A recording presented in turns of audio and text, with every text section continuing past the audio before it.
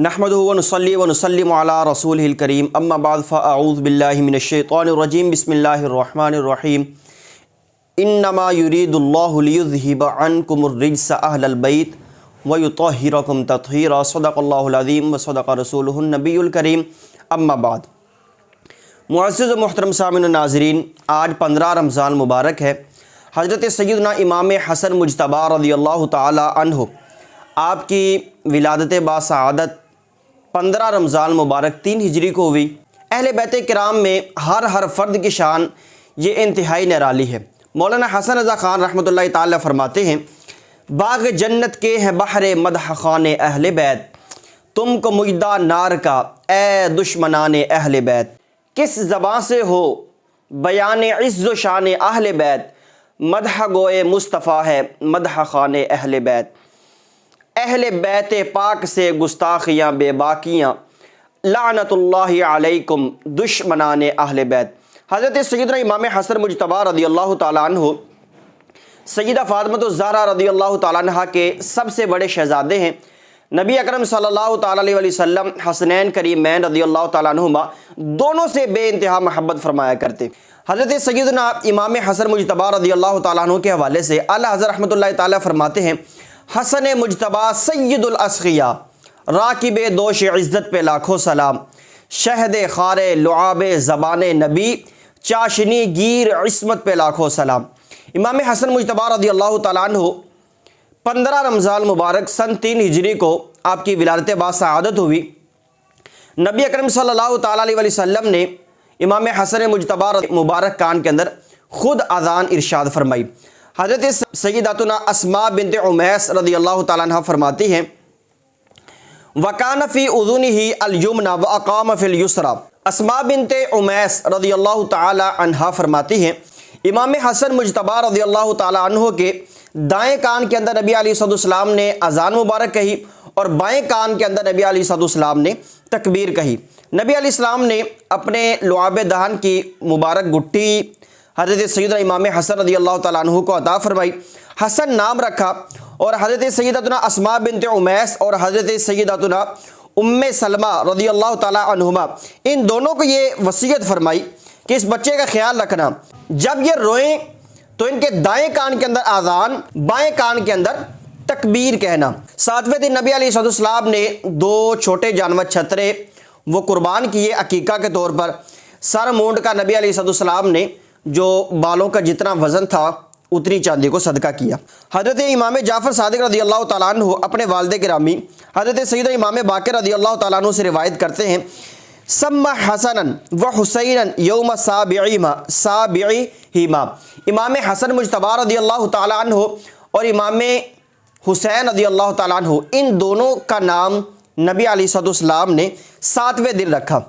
आपका नाम हसन है, कुनियत अबू मोहम्मद और अबू उमर है, जबकि तकी, नकी, ज़की, वली, रिहानत रसूल, सिबत अकबर, मुज्तबा, शबीह मुस्तफ़ा और सय्यद, ये तमाम जो मैंने ज़िक्र किए हैं ये सब के सब इमाम हसन मुज्तबा रज़ियल्लाहु ताला अन्हु के अलकाब हैं। इमाम हसन मुज्तबा रज़ियल्लाहु ताला अन्हु के हवाले से हज़रत अनस रज़ियल्लाहु ताला अन्हु फरमाते हैं, काना अशबहुम बिरसूलिल्लाहि सल्लल्लाहु अलैहि वसल्लम अल हसन इब्नु अली, यानी इमाम हसन मुज्तबा रज़ियल्लाहु ताला अन्हु अपने हुस्न व जमाल के अंदर नबी अलैहिस्सलाम से सबसे ज़्यादा मुशाबत रखते थे। इमाम बुखारी रहमतुल्लाहि ताला अलैह हज़रत सय्यदना उक़बा बिन अल हारिस रज़ियल्लाहु ताला अन्हु तरीक़ से ये रिवायत नकल करते हैं कि एक मरतबा हज़रत अबू बकर सिद्दीक़ रज़ियल्लाहु ताला अन्हु मस्जिद नबवी शरीफ से बाहर निकले तो इमाम हसन मुज्तबा रज़ियल्लाहु ताला अन्हु बाहर बच्चों के साथ वो खेल रहे थे, बिल्कुल छोटे थे, बचपन का दौर है। अबू बकर सिद्दीक़ रज़ियल्लाहु ताला अन्हु ने इमाम हसन मुज्तबा रज़ियल्लाहु ताला अन्हु को अपने मुबारक कंधों के ऊपर उठाया और कहा, बि अबी शबीहुन बिन नबी लैसा शबीहन बि अली, कि मेरे माँ बाप हसन पर कुर्बान हो जाए, ये तो बिल्कुल नबी अलैहिस्सलाम के मुशाबे है, ये अलीउल मुर्तज़ा रज़ियल्लाहु ताला अन्हु के मुशाबे नहीं है।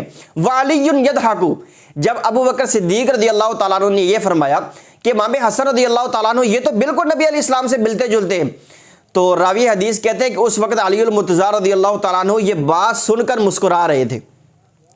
इमाम अहमद बिन हम्बल ने एक रिवायत नकल की है, कानत फातिमा तनक़ुज़ुल हसन बिन अली व तक़ूलु बि अबी شبہ النبی لیس شبیہا لعلی۔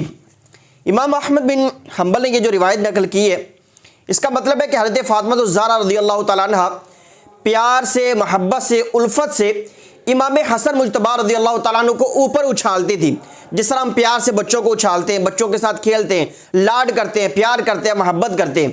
سیدہ فاطمہ الزہرا رضی اللہ تعالیٰ عنہ امام حسن رضی اللہ تعالیٰ عنہ کو اس طرح اچھالتی تھی اور فرماتی تھی کہ میرے ماں باپ تجھ پہ فدا۔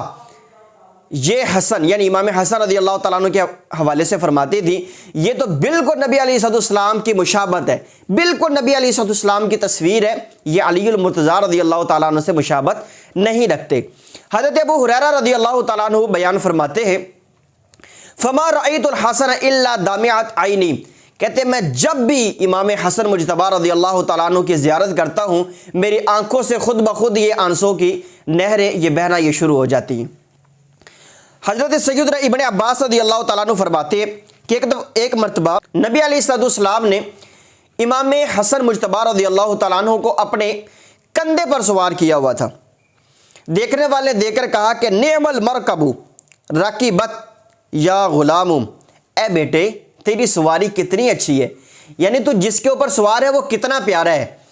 تو نبی علیہ السلام نے فرمایا نعم الراکب ہوا، اے سوال کرنے والے، اے کہنے والے، دیکھو نا سوار بھی کتنا پیارا ہے، یعنی اگر میرے کندھے پر حسن سوار ہے تو میں پیارا ہوں تو میرا نواسہ بھی کتنا پیارا ہے۔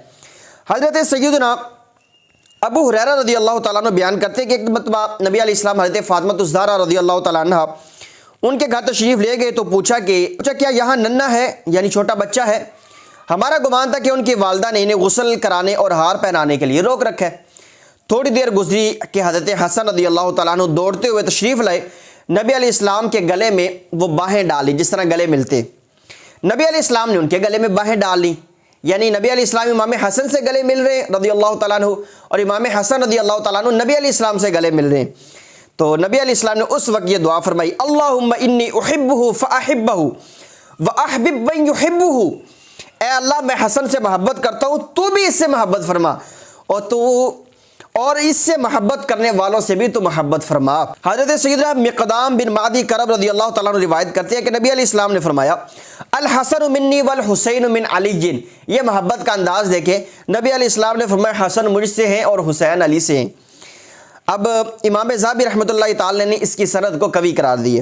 حافظ ابن کثیر لکھتے ہیں وقد کان الصدیق یجلہ ویعظمہ ویکرمہ ویحبہ ویتفداہ وکذلک عمر بن الخطاب، کہ سیدنا ابو بکر صدیق رضی اللہ تعالیٰ عنہ امام حسن مجتبی رضی اللہ تعالیٰ عنہ کی تعظیم و تکریم بجا لاتے اور ان سے محبت کرتے اور ان کے اوپر فدا ہو جاتے، اور اسی طرح فاروق اعظم رضی اللہ تعالیٰ عنہ بھی وہ بھی اسی طرح ہی کرتے تھے، امام حسن مجتبی رضی اللہ تعالیٰ عنہ پر فدا ہو جاتے تھے۔ حضرت مولا علی کرم اللہ تعالیٰ وجہ الکریم آپ کی نظر میں اپنے اس شہزادے کی عزت کیا تھی، مقام کیا تھا، وقار کیا تھا، اس کے حوالے سے امام ابن کثیر لکھتے ہیں وَكَانَ عَلِيٌّ يُكْرِمُ الْحَسَنَ إِكْرَامًا زَائِدًا وَيُعَظِّمُهُ وَيُبَجِّلُهُ، یعنی حضرت سیدنا امام حسن مجتبی رضی اللہ تعالیٰ عنہ کے حوالے سے فرماتے ہیں کہ حضرت سیدنا علی المرتضیٰ رضی اللہ تعالیٰ عنہ امام حسن مجتبی رضی اللہ تعالیٰ عنہ کے بہت زیادہ عزت و تعظیم کیا کرتے تھے۔ اس کے بعد امام حسن مجتبی رضی اللہ تعالیٰ عنہ نے 25 بار یہ پیدل حج کیا ہے، حالانکہ آپ کے پاس کسی قسم کے ساز و سامان کی، سواریوں کی، اونٹوں کی کوئی کمی نہ ہوتی تھی۔ آپ فرماتے کہ مجھے اللہ تعالیٰ سے حیا آتی ہے کہ میں اس سے ملاقات کے لیے اس کے گھر سواری پر سوار ہو کر جاؤں۔ روزانہ سونے سے پہلے آپ سورہ کہف کی تلاوت کیا کرتے۔ خوف خدا کا امام حسن مجتبی رضی اللہ تعالیٰ عنہ پر خوف خدا کا یہ عالم تھا کہ جب بھی آپ وضو کرتے تو آپ کا رنگ مبارک تبدیل ہو جاتا۔ جب آپ سے اس کی وجہ پوچھی گئی کہ امام آپ فرمائیں کہ آپ کا رنگ مبارک تبدیل کیوں ہو جاتا ہے، تو آپ نے فرمایا حق علی من اراد ان يدخل علی ذی العرش ان يتغیر لونہ، کہتے ہیں کہ جو شخص مالک عرش اللہ رب العزت کے بارگاہ میں پیش ہونے کا ارادہ کرے اس کا تو پھر حال اللہ کے خوف سے یہ ہو جانا چاہیے، یعنی اس کی تو یہ کیفیت ہونی چاہیے کہ جب اس کو پتہ ہے کہ میں نے اللہ وحدہ لا شریک کے بارگاہ میں کھڑے ہونا ہے تو اس کے اوپر تو پھر خوف خدا کی یہ کیفیت طاری ہونا یہ لازمی بات ہے۔ ایک بار امام حسن مجتبی رضی اللہ تعالیٰ عنہ یہ طواف آپ فرما رہے تھے ایک حاجت مند آپ کی خدمت میں حاضر ہوا اور عرض کی کہ مجھے فلانے بندے سے کوئی کام ہے، آپ میرے ساتھ تشریف لے کر چلیں۔ آپ نے طواف چھوڑا اور اس بندے کے ساتھ چل دیے، بندے کے ساتھ چلے گئے۔ اس پر ایک حسد کرنے والا، آج بھی بعض ناسبی ہمارے معاشرے میں موجود ہیں، اہل بیت کرام سے ان کو کوئی خاص قسم کا بغض ہے۔ ایک حسد کرنے والا اس نے حسد کیا تو آپ نے فرمایا کہ میں طواف ترک کر کے اس شخص کے ساتھ اس لیے گیا ہوں کہ مجھے تو اپنے پیارے نانا جان صلی اللہ تعالی علیہ وسلم کی ایک حدیث مبارکہ یاد آ گئی تھی۔ وہ حدیث مبارکہ کیا تھی؟ فرمایا من ذهب فی حاجت اخیہ المسلم فقضیت حاجتہ کتبت لہ حجۃ وعمرۃ وان لم تقض لہ کتبت لہ عمرۃ۔ امام حسن مجتبی رضی اللہ تعالیٰ عنہ فرمانے لگے کہ میرے نانا جان نے فرمایا ہے کہ جو بندہ کسی مسلمان کی حاجت روائی کے لیے جاتا ہے اور اس کی حاجت پوری ہو جائے تو یہ جو بندہ ساتھ گیا نا، اس بندے کے لیے ایک حج اور ایک عمرے کا ثواب لکھ دیا جاتا ہے۔ اور اگر بالفرض اگر اس کی حاجت نہ پوری ہو سکے جس بندے کے ساتھ یہ جانے والا مسلمان بندہ گیا ہے، تو نبی علیہ السلام نے فرمایا پھر بھی کوئی نقصان نہیں ہے، پھر بھی اس بندے کو ایک عمرے کا ثواب مل جائے گا۔ تو امام حسن رضی اللہ تعالیٰ عنہ نے فرمایا کہ میں نے حج اور عمرہ دونوں کا ثواب حاصل کر لیا ہے، یعنی میں اس کے ساتھ گیا ہوں تو اس کی حاجت پوری ہو گئی ہے، تو مجھے ایک حج کا بھی ثواب مل گیا ہے اور ایک عمرے کا بھی ثواب مل گیا ہے۔ فرمایا رہا طواف، فرمایا طواف تو پھر میں بھی کر سکتا ہوں۔ اس کے بعد آپ نے وہ طواف کر لیا۔ آپ انتہائی تحمل اور بردباری کے مالک تھے، بہت زیادہ اللہ رب العزت نے آپ کو حلم اور حوصلہ، تحمل اور بردباری عطا فرمائی تھی۔ ایک مرتبہ مروان جو گورنر تھا وہ آپ سے جھگڑنے لگا، سخت قسم کی اس نے باتیں کی۔ امام حسن مجتبی رضی اللہ تعالیٰ عنہ کے تحمل اور حوصلے پہ قربان جائیں، آپ نے اس سے کسی قسم کی کوئی لڑائی جھگڑا نہیں کیا، کسی قسم کی کوئی بحث نہیں کی مروان سے۔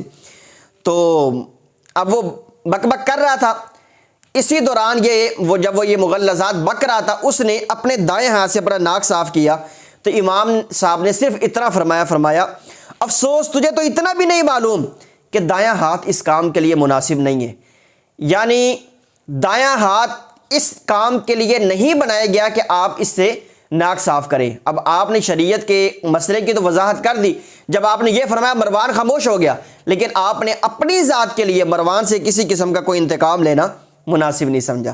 اسی طرح جب آپ کا وصال ہوا، جب جنازہ تھا، تو مروان جو ہے نا وہ اونچی اونچی آواز میں رونے لگا، تو آپ نے ساری زندگی اس کے ساتھ بحث و مباحثہ نہیں کیا تھا۔ اس وقت آپ کے وصال کے بعد جب مروان رونے لگا اونچی اونچی آواز میں، تو حضرت سیدنا امام حسین رضی اللہ تعالیٰ عنہ نے فرمایا کہ ساری زندگی تیرے پھڈے نہیں ختم ہوئے میرے بھائی سے، تو اب ان کے وصال کے بعد تو اس طرح کے معاملات کر رہا ہے، رونا شروع کر رہا ہے۔ تو اس وقت مروان نے کہا کہ ایک پہاڑ کی طرف اشارہ کرتے ہوئے مروان نے کہا کہ میں نے اس پہاڑ سے بھی زیادہ حوصلے والا امام حسن مجتبی رضی اللہ تعالیٰ عنہ کو پایا ہے، یعنی اللہ نے اس پہاڑ سے بھی زیادہ امام حسن مجتبی رضی اللہ تعالیٰ عنہ کو حوصلہ عطا فرمایا ہوا تھا۔ حضرت سیدنا داتا گنج بخش علی حجویری رحمۃ اللہ تعالی علیہ نے ایک واقعہ لکھا ہے کہ ایک بار ایک بندہ ایک دیہات سے امام حسن مجتبی رضی اللہ تعالیٰ عنہ کے پاس آیا۔ اس وقت امام حسن رضی اللہ تعالیٰ عنہ کوفہ میں اپنے مکان کے دروازے کے پاس تشریف فرما تھے۔ جیسے وہ بندہ آیا بس اس نے پھر مغلظات بکنا شروع کر دی، آپ کے آباء و اجداد کی شان میں بھی بک بک کرنے لگا۔ آپ نے نہایت تحمل اور حوصلے سے جواب دیا کہ اللہ کے بندے، اگر تو بھوکا ہے تو بتاؤ آپ کو کھانا کھلا دیا جائے، اگر پیاسے ہو تو پانی پلا دیتے ہیں، بتاؤ تو صحیح آپ کا مسئلہ کیا ہے۔ عرابی نے جواب میں اور زیادہ مغلظات یا بکنا شروع کر دی۔ امام حسن رضی اللہ تعالیٰ عنہ نے خادم کو اندر سے حکم دیا کہ آپ اندر سے ایک دیناروں کی تھیلی لے کر آئے، کچھ پیسے لے کے حاجت مند ہو گئے اس وجہ سے اس طرح کی باتیں کر رہے ہیں، اس کی خدمت کر دیتے۔ اب جب وہ تھیلی لائی گئی، امام حسن مجتبی رضی اللہ تعالیٰ عنہ نے وہ تھیلی اس عرابی کو دی اور کہا کہ بھائی معاف کرنا، اس وقت گھر میں جو کچھ موجود تھا وہ آپ کو دے دیے۔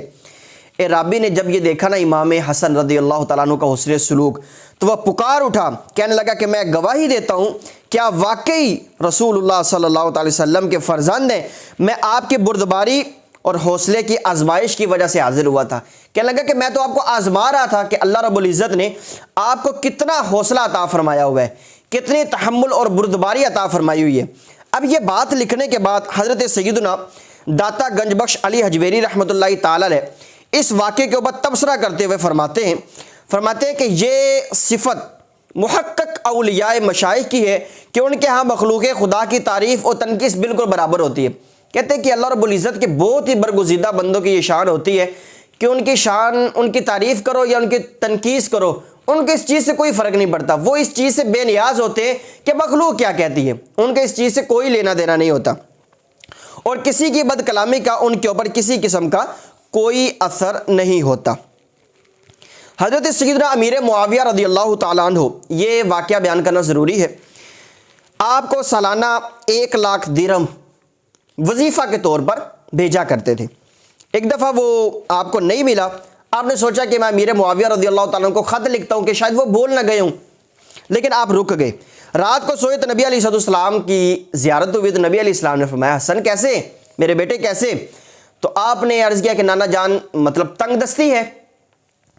تو نبی علیہ السلام نے فرمایا کہ تو نے اپنے ہی جیسی مخلوق سے مدد مانگنے کے لیے خط لکھنے کا ارادہ کیا تھا، تمہیں بارگاہ الہی سے مانگنا چاہیے تھا، یہ دعا پڑھا کرو۔ اب نبی علیہ السلام نے یہ دعا امام حسن مجتبی رضی اللہ تعالی عنہ کو یہ ارشاد فرمائیے کہ آپ یہ دعا مانگیں۔ وہ دعا کون سی ہے، اس کا حوالہ میں عرض کر دیتا ہوں۔ سب سے پہلے امام جلال الدین سیوطی رحمۃ اللہ تعالی نے تاریخ الخلفاء کے اندر اس کو لکھا ہے، میر محمد کتب خانہ کراچی، صفحہ نمبر 193۔ دعا ہے اللہم اقذف فی قلبی رجاءک واقطع رجائی عمن سواک حتی لا ارجو احدا غیرک اللہم وما ضعفت عنہ قوتی وقصر عنہ عملی ولم تنتہی الیہ رغبتی ولم تبلغہ مسئلتی ولم یجری علی لسانی مما آتیت احدا من الاولین والآخرین من الیقین فخصنی بہ یا رب العالمین۔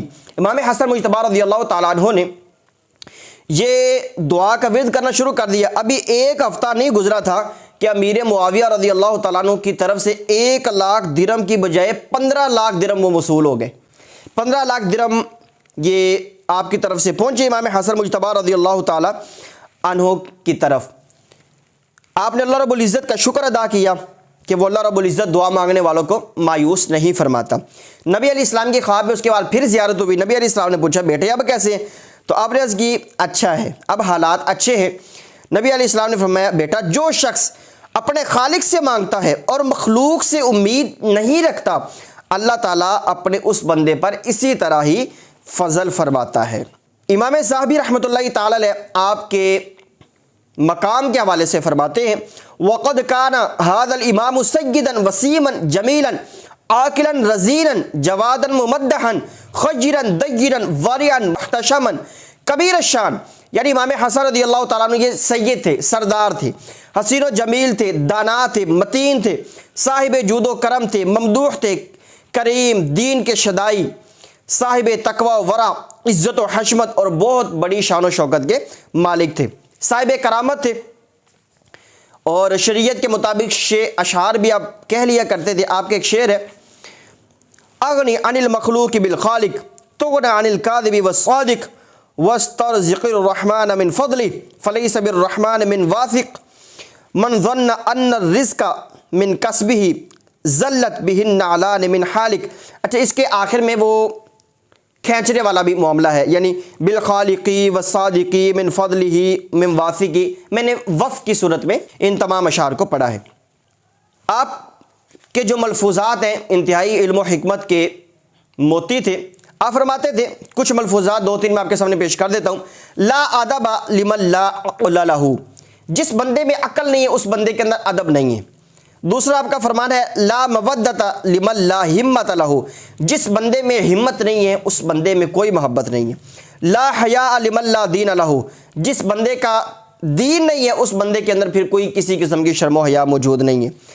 پھر فرماتے ہیں رأس العقل معاشرۃ الناس بالجمیل، لوگوں سے اچھا سلوک کرنا یہ بہترین عقل مندی ہے۔